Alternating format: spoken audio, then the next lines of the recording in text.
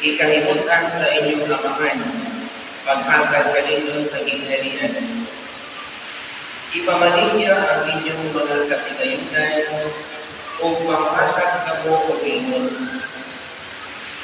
Paghimo kamo alang sa inyong kaugalingon o mga kunting kadili manunod. Bahandi sa kalangitan nga dili makanaw, din ang gawatan dili makanuol, din ang anulog makatuod. Kay hain kani ang inyong bahandi at ang sa dito ang inyong kasing-kasing. Kung di ang inyong mga bakos o panilaawag ang mga lampara o magpakasama kamo sa mga tao na nagamulat sa ilang kagalon sa panahon sa iyang pagpalit.